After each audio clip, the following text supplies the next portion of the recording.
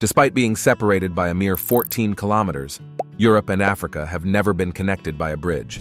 Surprisingly, the answer lies not only in geographical barriers, but in something far more astonishing.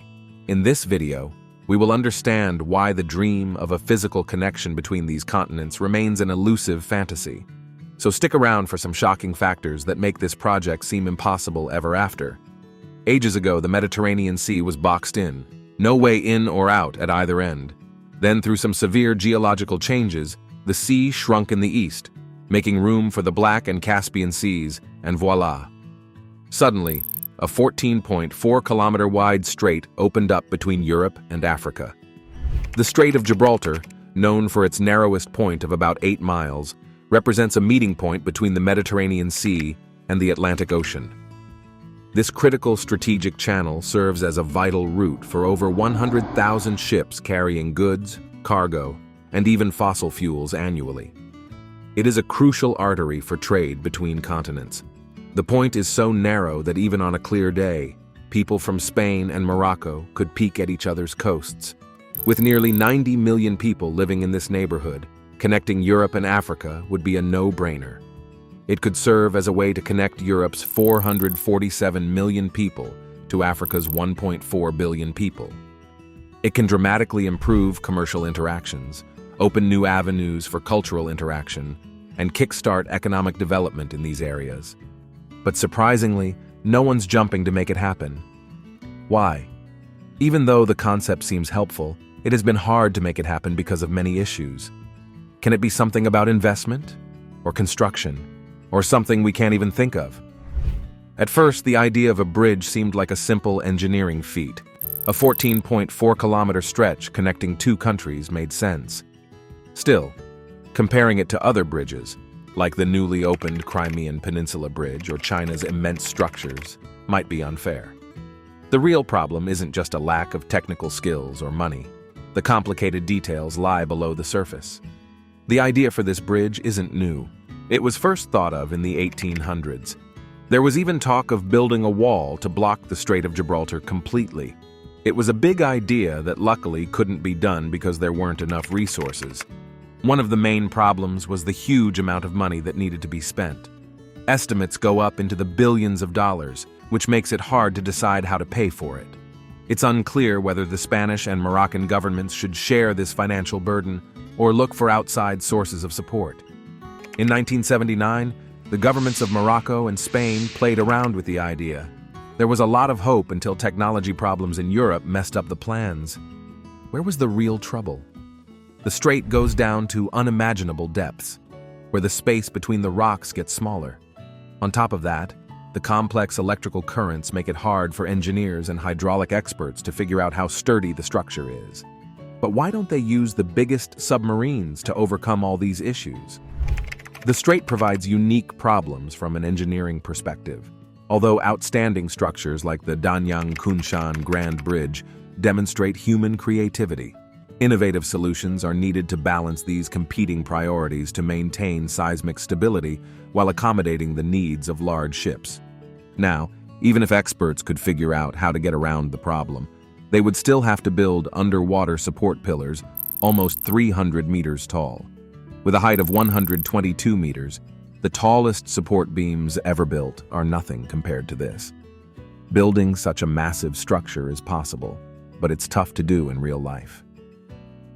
Think about the logistics. Building a bridge over a waterway that over 100,000 boats use yearly raises worries about blocking essential shipping lanes. Careful planning and creative solutions are needed to ensure that huge cargo ships can pass through without any problems. Geological studies of the area show that the Earth's crust around the strait is highly unstable. The onset of seismic activity brought on by the convergence of tectonic plates highlights the importance of well-built structures. Not only this, but other political disputes also make it impossible to build a bridge between Europe and Africa. Centuries-old tensions between Spain and Morocco, founded in territorial conflicts and colonial legacies, complicate any cooperation undertaking. Gibraltar, a British overseas territory in the area, remains an unsolved problem that exemplifies the region's geopolitical difficulties. There are also worries about how a bridge will affect the environment. The marine environment around the strait is already fragile, and changes could hurt endangered species like the orcapod in the area. More ships, which are already a threat, could even upset the delicate balance of sea life. Could a tunnel be the answer? Building the Eurotunnel under the English Channel was a sign of hope because it connected France and the UK. Still, tunnels are bad because they aren't reliable and cost a lot of money. Also, the Azores-Gibraltar fault between countries makes it hard to plan tunnels because it increases the risk of earthquakes. Learning from completed projects, such as the Channel Tunnel connecting the United Kingdom and France, is helpful. Still, the absence of significant economic incentives and the strong shipping business via the strait are challenges. After all, why spend billions of dollars when other ways of getting around, like boats, planes, or existing shipping lanes, seem to work fine for trade and travel across the Mediterranean? In the 1930s, Spanish engineers threw in the towel on tunnel construction because the seabed was too rugged to dig through. But that setback didn't shut down the brainstorming sessions. This wild idea floated around about a 39-kilometer tunnel, with nearly 29 kilometers of it underwater. Can you even imagine that? Now let's talk logistics. The proposed building process? It's estimated to chew up about a solid decade of work and a jaw-dropping amount of cash, approximately 15 million euros. That's not pocket change. It's a massive investment in time, effort, and money. What's interesting is how recent events sparked new interest in this bridge idea. When Britain faced food shortages post-Brexit, investors started eyeing the potential of the strait to solve this hiccup. With its capacity to help meet Britain's food demands, Morocco suddenly became a hot topic. The talks weren't just about the bridge. They could potentially boost regional economies. And you know what? That could shake things up in Gibraltar, given its British ties alongside Spain and Portugal. It's like this chain reaction. A bridge or tunnel across the strait might just have the power to reshape transportation, economies, and alliances. Who would have thought that food shortages in one place could spark discussions about a colossal construction project thousands of miles away? All in all, a bridge or tunnel across the Strait of Gibraltar is still a dream that many people have, but the harsh realities of the situation, rough terrains, high prices, and the risk of earthquakes, make this dream a thing of the past. As time passes, these enormous challenges continue to make it impossible to connect these continents directly.